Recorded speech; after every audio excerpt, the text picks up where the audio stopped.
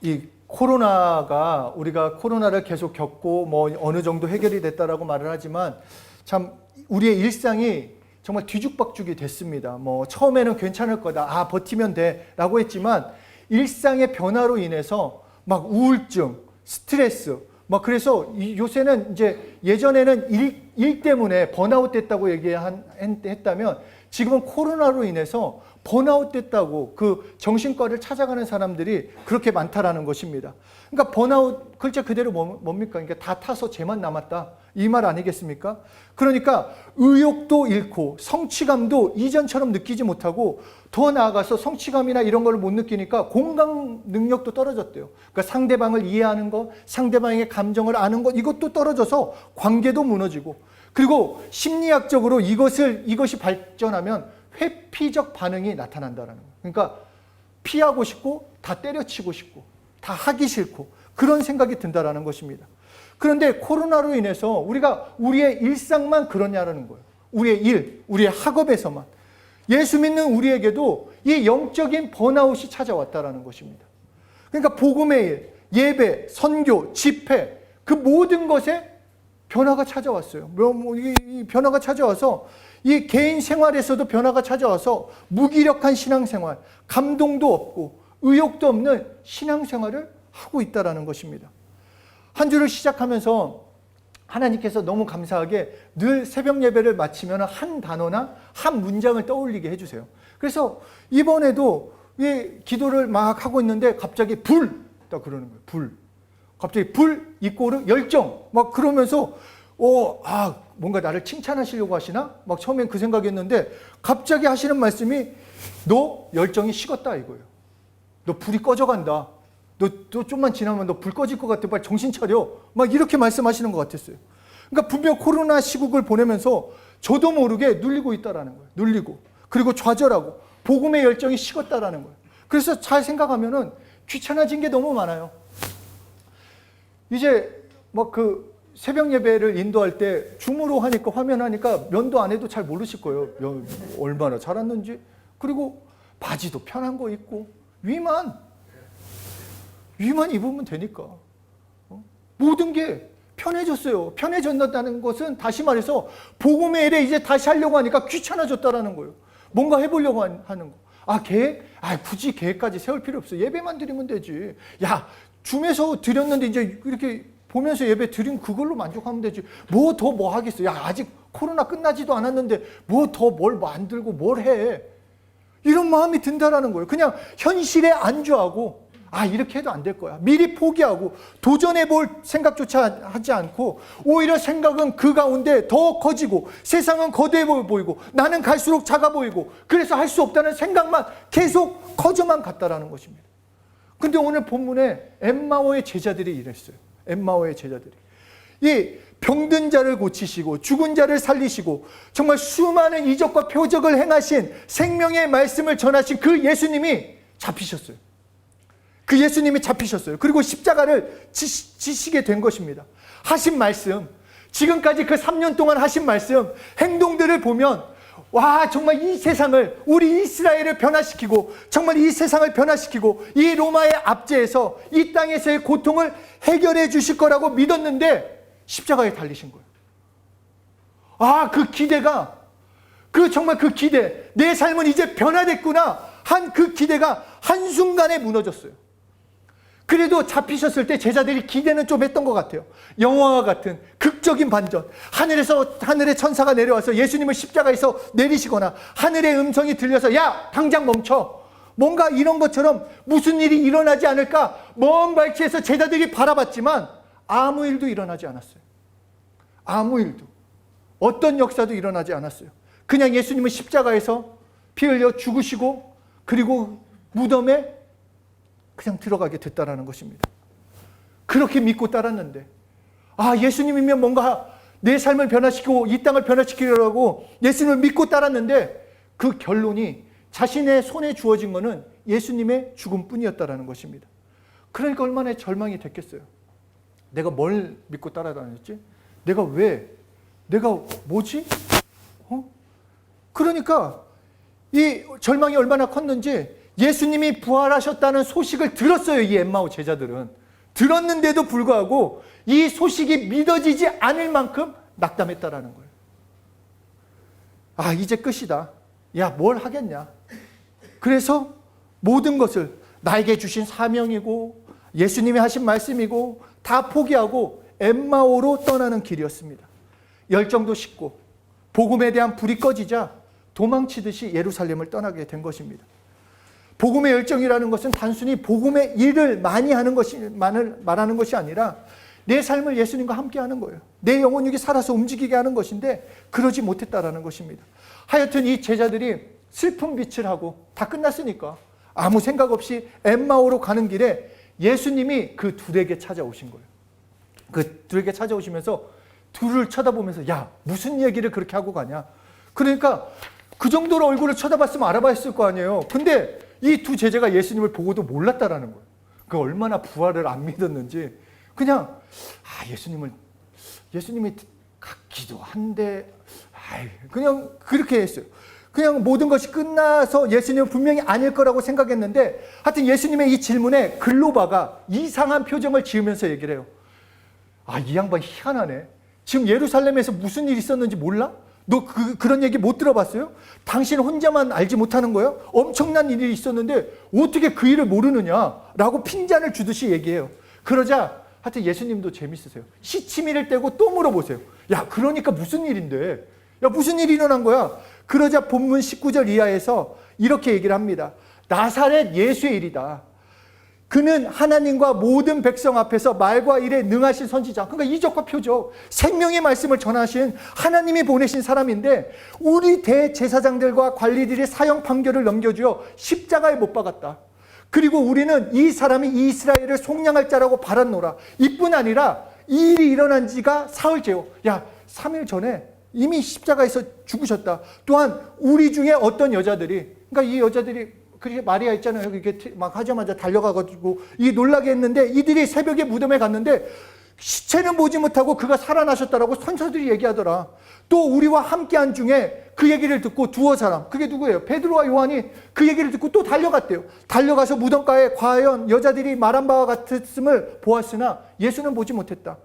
그러니까 이 제자들은, 이 엠마오로 가는 제자들은 예수님의 죽으심, 부활하심 다 봤다라는 거예요. 그 이적과 표적을 다 경험했는데, 다 아는데 예수님의 십자가의 죽으심에 그냥 좌절하고 포기하고 그 뜨거웠던 마음, 아, 예수님으로 살아야겠다는 그 모든 마음이, 그 열정이 꺼져가고 도망치듯이 엠마오로 가고 있었다라는 것입니다.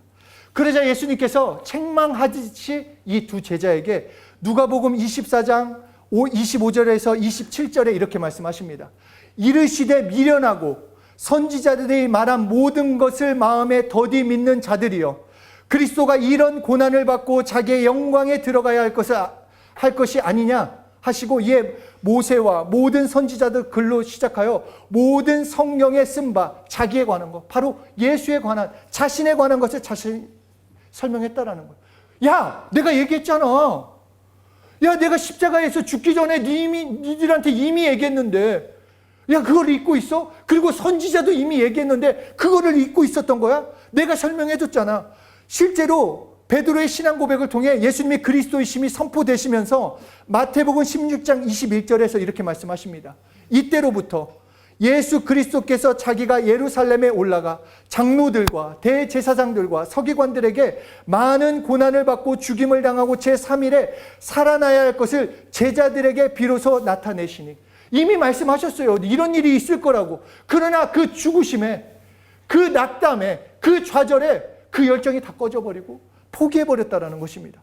이렇게 성경을 통해 말씀하시고 자신에 대해서 말씀하시자, 그러자 누가복음 24장 32절에 그들이 서로 말하되 길에서 우리에게 말씀하시고 우리에게 성경을 풀어주실 때 우리 속에 마음이 뜨겁지 않느냐. 말씀을 듣자 이제 그 불이 다시 타기 시작한 거예요. 다시 뜨거워졌다라는 거예요. 아, 예수님이 진짜 살아나셨구나. 아, 예수님이 부활하셨구나. 아, 예수님의 말씀이 실제구나. 다시 깨닫게 됐다라는 것입니다. 이 말씀을 읽으면서 저는 개인적으로 너무 큰 위로와 감동이 됐던 건 그거였어요. 예수님의 모든 것을 보고 함께 경험하고 죽으심을 목격하고 부활하셨다는 그 모든 것을 들었음에도 좌절하고 도망치는 그 제자들에게 예수님이 찾아오셨던 거예요. 언제 찾아오셨냐? 부활하신 그날 찾아오신 거예요. 얼마나 바쁘세요. 이제 승천하시기 전까지 할 일도 많은데 그 도망친 그 제자들에게 찾아오셨더라. 저는 이게 너무 위로가 됐어요. 미련하고 마음에 더디 믿는 그 자들, 열정이 식어버린 꺼져가는 심지와 같은 저에게 이 말씀을 주시는구나. 나에게 다시 불을 붙여주시는구나. 다시 일어서라고 말씀하시는구나. 저처럼 아니어도 코로나로 우리 복음에 대한 어떤 열정을 이전과 비교했을 때 어떠냐 하는 거예요. 당연히 기도하고 당연히 복음의 일을 하고 당연히 교회 생활하는 거 그게 당연했는데 그 코로나가 지나면서 이게 영상으로 해도 되겠지. 좀 늦어도 되겠지. 일하고 하면 되겠지. 복음의 일을 나중에 하면 되겠지. 이 모든 게 그 열정이 식어져 버렸다라는 거예요. 내 믿음은 작게 보이고 세상은 크게 보이고 그래서 정말로 내 상황 가운데 좌절한 분이나 열정이 식은 분이 있다면 오늘 그 두 제자에게 찾아오신 예수님이 우리에게도 찾아와 말씀하시는 거예요. 야, 내가 살아났어. 네가 믿고 있는 게 진짜야. 내가 말한 게 진짜야. 나를 믿고 따라야 돼. 라고 말씀하신다라는 것입니다. 우리에게 다시 불을 붙여주시길 원하시는 거예요. 뜨거운 불을 우리에게 붙여주시길 원한다라는 것입니다.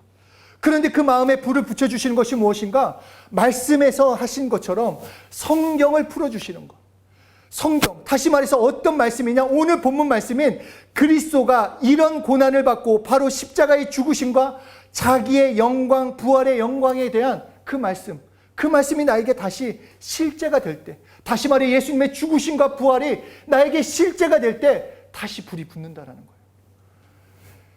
당시 유대민족 제자들까지도 이 예수님에 대해서는 이 땅의 왕이라고 생각을 했어요. 이 땅의 백성들, 로마의 압제로부터 구원하실 분이라고 예수님을 생각했습니다. 그런데 자기들이 생각한 왕이 아니었어요. 그래서 좌절한 거예요.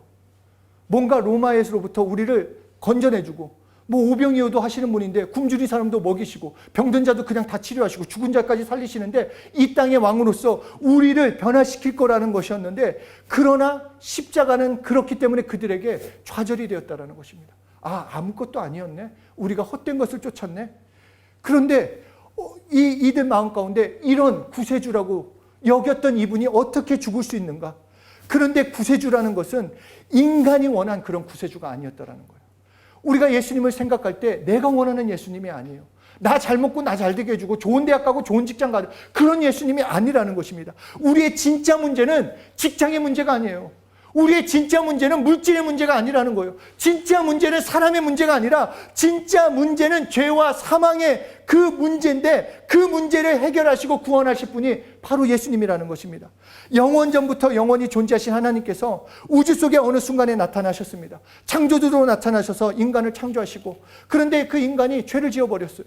그런데 하나님께서는 그렇게 내버려 두신 것이 아니라 그 죄에서 우리를 건져내 주시겠다. 죄의 문제가 인간에게 가장 큰 문제이기 때문에 내가 해결해 주겠다.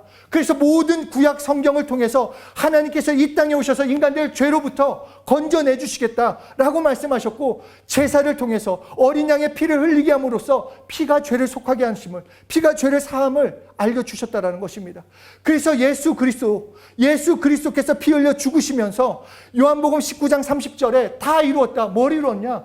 우리의 죄와 우리의 사망, 우리의 저주의 문제, 인간의 죄를 용서하시는 그 모든 일을 이루었다라고 말씀하신 것입니다. 그리고 예수님께서는 3일 만에 부활하셨습니다. 만약에 예수님이 부활하시지 않으셨으면 자기의 죄 때문에 죽은 거예요. 그런데 예수님의 부활하심으로 내 죄 때문에 돌아가셨구나. 우리의 문제 때문에 돌아가셨구나. 그것을 알 수 있다라는 것입니다. 그래서 십자가를 생각할 때마다 내 죄가 달렸고 사단의 사망 권세가 달렸고 내 저주가 달렸음을 깨닫게 되는 것이요. 그러므로 예수 그리스도의 부활은 우리 모든 믿는 자의 부활이 된다라는 것입니다. 그렇기 때문에 예수의 피, 예수 그리스도의 죽으심과 부활이 나에게 구원입니다. 다른 것이 나를 살리지 못해요.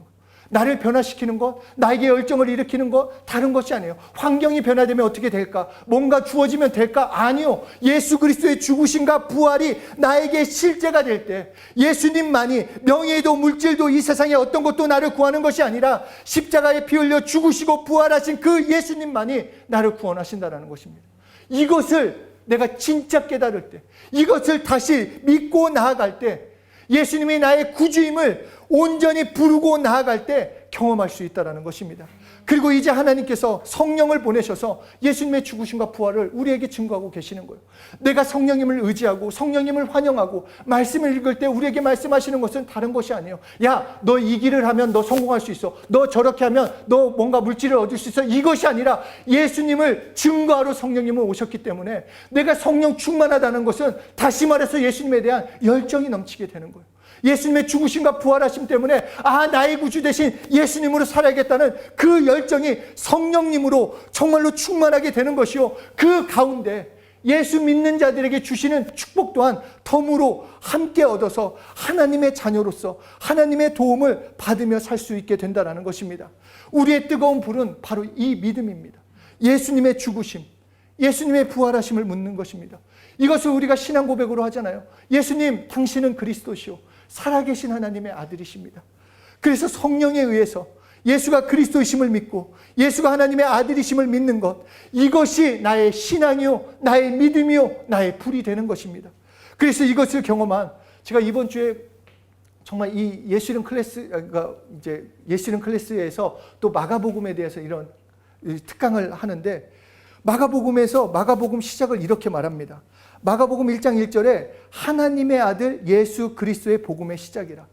야, 너희 구주, 너희의 메시아는 예수님이셔. 그리고 그분은 하나님의 아들, 즉 하나님이시다. 이 복음을 전한다고 시작을 하면서 마가복음은 장마다 예수께서라고 시작을 해요. 예수께서. 다른 이야기로 시작하는 것이 아니라 예수께서 뭘 하시고 예수께서 무슨 말씀을 하시고 예수께서 하신다라는 것입니다. 마가복음을 통해서 우리에게 말씀하시는 것은 우리의 삶에서도 동일하다라는 거예요. 예수께서 하신다라는 거예요. 그것을 믿고 나가라는 거예요. 너희 믿음은 예수를 믿는 믿음인데 예수께서 하신다. 하나님이신 예수님, 그 그리스도 되신 예수님이 하신다. 예수님이 여러분을 살리시고 예수님이 여러분을 축복하시고 예수님이 여러분을 승리케 하시고 예수께서 일하심을 경험할 때, 그분을 붙들고 살 때 하나님의 놀라운 일을 우리 가운데 구원의 역사를 경험할 수 있다는 것입니다. 예수께서 여러분들을 붙들고 계시고 예수께서 여러분들의 가정을 붙드시고 예수께서 우리 교회를 살리고 계시기 때문에 우리가 예수께서로 살 때, 예수께서로 의지할 때 다시 불이 붙는 정도가 아니라 불같은 부흥이 우리의 삶 가운데 나타나게 된다는 것입니다. 그래서 사도행전 2장을 보면 오순절날 성령이 임하시는 장면이 나옵니다. 오순절날이 이미 이름에 그들이 다 같이 한 곳에 모였더니 호련히 하늘로부터 급하고 강한 바람 소리가 있어 그들이 앉은 온 집에 가득하며 마치 불의 혀처럼 갈라지는 것들이 그들에게 보여 각 사람 위에 하나씩 임하여 있더니 그들이 다 성령의 충만함을 받고 성령이 말하게 하심을 따라 다른 언어들로 말하기 시작하느니라. 제가 사경회, 고등학교 때 사경회를 가면 늘 마지막에 이 강사 목사님들 아니면 뭐 선교사님들이 외치는 거 있었어요. 성령님 불을 주십시오. 뭐 임하여 주십시오. 성령의 불이요 임하여 달라고. 그러니까 그때는 왜 이렇게 좀 너무 과격한 거 아니야? 뭐 왜 불 뭐 보이지도 않는 불을 막 이렇게 했는데 이 말씀을 준비하면서 성령의 임재, 정말 성령의 충만함을 구했구나. 그래서 오늘 우리도 그렇게 고백했으면 좋겠습니다. 성령이시여 나에게 불을 주십시오. 성령이시여 나를 다시 불을 주십시오. 열정의 불을 주십시오. 예수님을 위해서 살아보기 원합니다. 정말로 내 평생 잘 생각해 보세요. 이 육신의 몸은 100살을 살 수 있을까 없을까 몰라요. 근데 영원한 삶을 위해서, 정말 영원한 삶을 위해서 내 육신의 삶을 예수님을 위해서 투자한다. 아깝지 않은 거예요.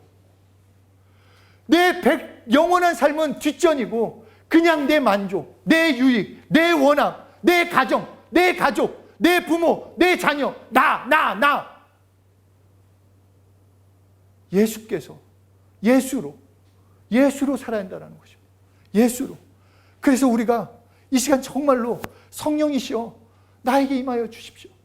뜨거운 불로 다시 열정이 일어나기 원합니다. 코로나 이전보다 더 뜨겁게 되기 원합니다.